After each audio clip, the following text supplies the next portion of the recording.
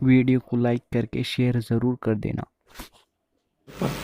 लेकिन ये सारी फजीलत उनको नसीब होना है जो रोजेदार हैं। सारी फजीलत उनको नसीब होना है जो रोजेदार है। अब मकसद ये है कि इंसान रोजेदार होना चाहिए। आप कहेंगे कि क्या रोजेदार लोग हैं, लेकिन अब उसकी तरफ धीरे से चलते हैं। एक होता है कोई काम करना और एक होता है उस काम का हक अदा करना। कुरान कहता है वजाहिदू फिल्लाहि हक्का जिहादिही, अल्लाह की राह में ऐसी कोशिश करो जैसा कि कोशिश करने का हक है। अब आकाए करीम रऊफुर रहीम सल्लल्लाहु अलैहि वसल्लम फरमाते हैं कुछ रोजेदार ऐसे हैं जिनको भूख और प्यास के सिवा कुछ मिलता ही नहीं। कुछ रोजेदार ऐसे जिनको भूख और प्यास के सिवा कुछ नहीं मिलता, यानी वो सिर्फ भूखे प्यासे रहते हैं, ना कोई सवाब मिलता है, ना कोई अज्र मिलता है, ना कोई बरकत मिलती है। क्यों? उसकी वजह यह बयान की गई कि वो रोजे में गोया के रोजे का हक अदा नहीं करते। जैसे हर चीज का हक है ना, माँ बाप के हुकूक हैं, भाइयों के हुकूक हैं, दोस्तों के हुकूक हैं, अहिब्बा के हुकूक है, अकरबा के हुकूक हैं। हत्ता कि अगर हम बस में सफ़र कर रहे हों और हमारे बाजू में जो सीट पर बैठ जाए, हम बस में सफ़र कर रहे हों और हमारे बाजू में 10 मिनट के लिए कोई सीट पर बैठ जाए, 15 मिनट के लिए सीट पर बैठ जाए, तो वो भी हमारा पड़ोसी हो गया। इस्लाम उसके भी हुकूक बताता है। सिर्फ अब आप बताएं कि जो बस में 10 मिनट के लिए, 5 मिनट के लिए हमारी बाजू की सीट पर बैठ जाए, जब इस्लाम उसके भी हुकूक बताता है, तो वो रोज़ा जो खुदा का करीबी बना दे, अल्लाह का मुकर्रब कर दे, वो रोज़ा जिसकी जज़ा ज़ाते बारी ताला हो, वो रोज़ा जिसके सदक़े में खुदा का दीदार नसीब होता हो, वो रोज़े के भी तो कुछ हुकूक होंगे ना। जैसे नमाज के भी कुछ हुकूक हैं, नमाज के भी कुछ हुकूक हैं कि नमाज जब पढ़ो तो तादील अरकान के साथ पढ़ो। ये तादील अरकान क्या है? यानी कि एक के बाद एक जो हुक्म दिया गया अरकान की अदायगी का बिल्कुल तमानियत के साथ हो।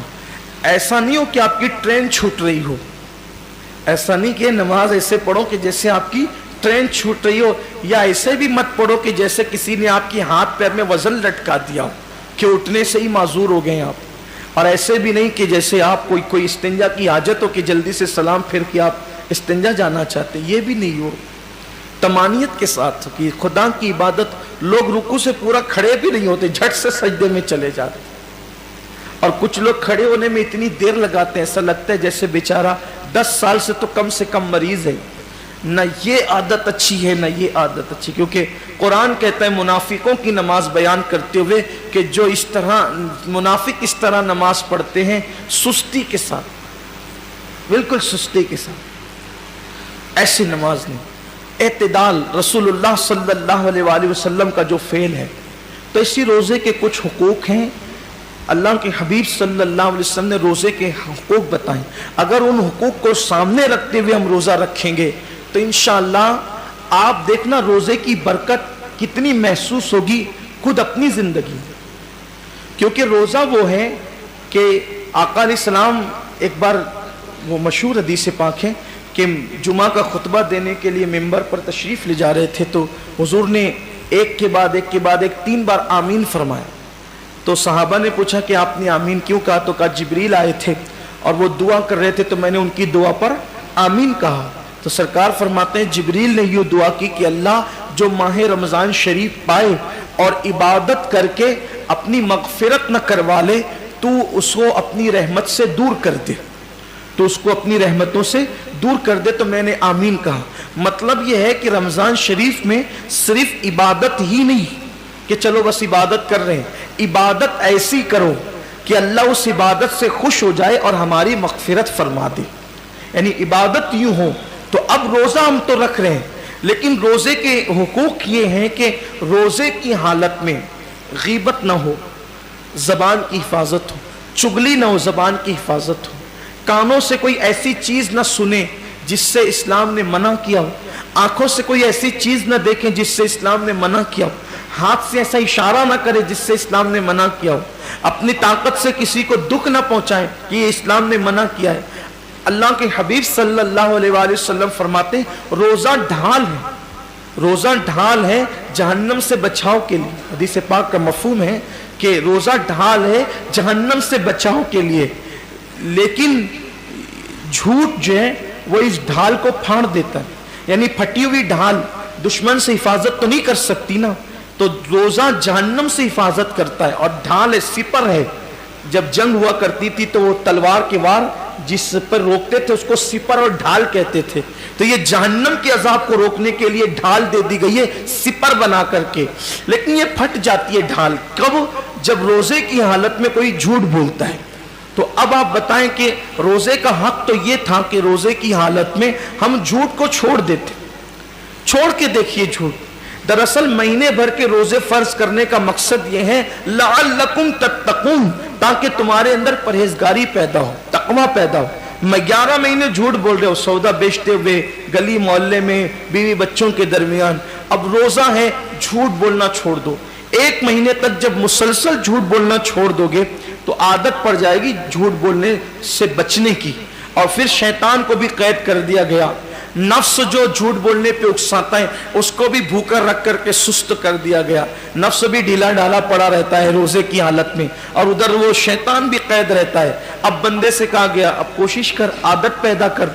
اب ہم مگر عادت نہیں جاتی، احتیاط کیجئے، یہ سوچ کر، صرف یہ سوچ کر کہ اگر میں جھوٹ بولوں گا تو میرا روزہ بے نور ہو جائے، جھوٹ بولوں گا تو میرا روزہ بے سود ہو جائے گا۔ فون پر جو لمبی لمبی باتیں روزے کی حالت میں کرتے ہو چھوڑ دو، مختصر بات کرو۔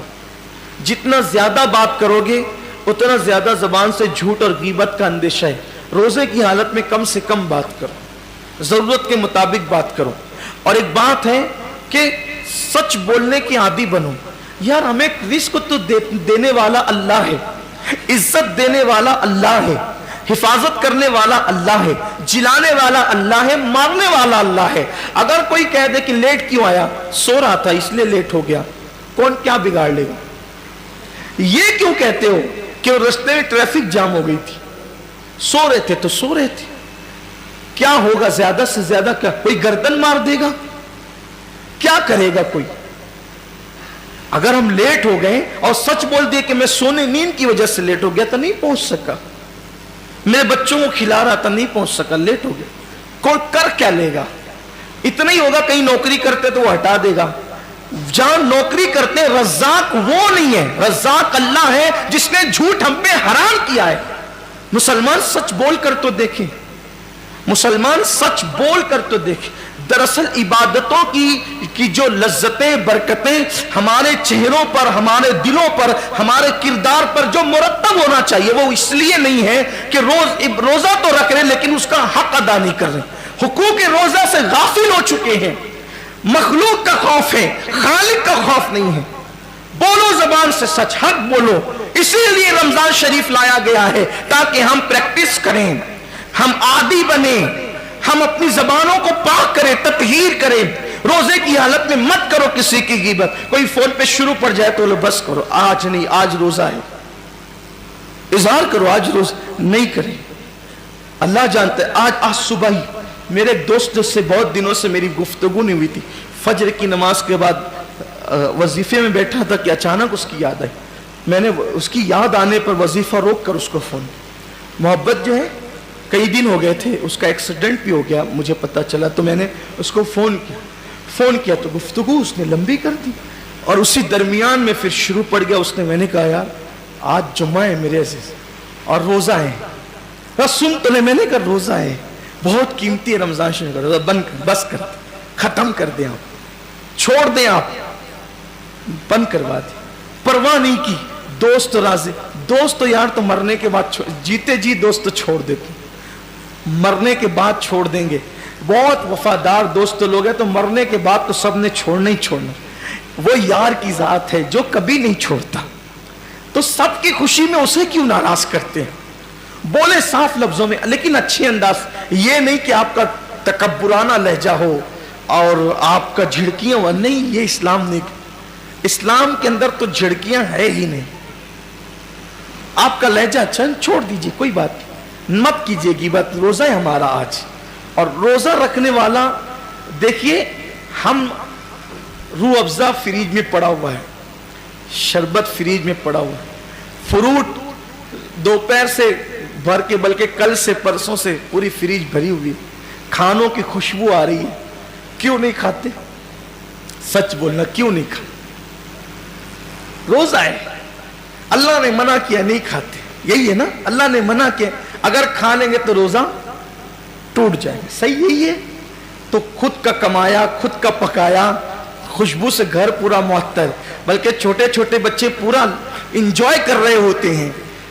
ادھر سے کھانا لے کر آئیں گے، ادھر سے بھاگیں گے. یہ سب کچھ گھر میں مچا ہوتا ہے. اللہ کی رحمت سے جن کے گھروں میں بچے ہیں نا، ان کے ہاتھ میں دیکھ کر کے مزید کچھ نفس کہتا بھی ہے کہ کچھ نہیں کھاتا. اللہ کی عزت کی قسم، کوئی مسلمان نہیں کھاتا روزے کی حالت میں. نہیں کھاتا نا، کوئی نہیں کھاتا. کیونکہ ہمیں بس اتنا ہی سبق یاد ہے کہ کھانے پینے سے بچنے کا نام روزہ ہے. آگے کا سبق کیوں بھول گئے؟ جو کھانا حلال تھا، جو کھانا تو حلال ہے نا، جو کھانا حلال تھا شوال میں، جو کھانا حلال تھا، بلکہ مغرب کے بعد، غروب کے بعد جو کھانا حلال ہے، صبح صادق سے پہلے جو کھانا حلال ہے، بولو روزے کی حالت میں کتنی سختی سے اس سے بچتے ہیں، میرا روزہ نہ ٹوٹ جائے. تو حلال کھانے سے بچ گئے. جو اور وقتوں میں، روزے کے علاوہ وقتوں میں جو کھانا حلال تھا، اس سے اتنی سختی سے بچے کہ ٹھنڈا شربت بھی آ گیا تو نظر نہیں کی، نہیں میرا روزہ ہے. کسی نے پیش کر دیا گا، نہیں چائے نہیں، میرا روزہ ہے. کہا بہت پسند ہے چائے. کہا پسند ہو لیکن آج روزہ ہے، نہیں پیئیں گے. بولو ہوتا ہے کہ نہیں ہوتا ہے؟ حلال چھوڑ دیا، کیوں؟ روزہ ہے. یار جو غیبت تو روزے کے علاوہ بھی حرام ہے، جو جھوٹ تو روزے کے علاوہ بھی حرام ہے، جو دھوکہ تو روزے کے علاوہ بھی حرام ہے، جو جھگڑا جو روزے کے علاوہ بھی حرام ہے.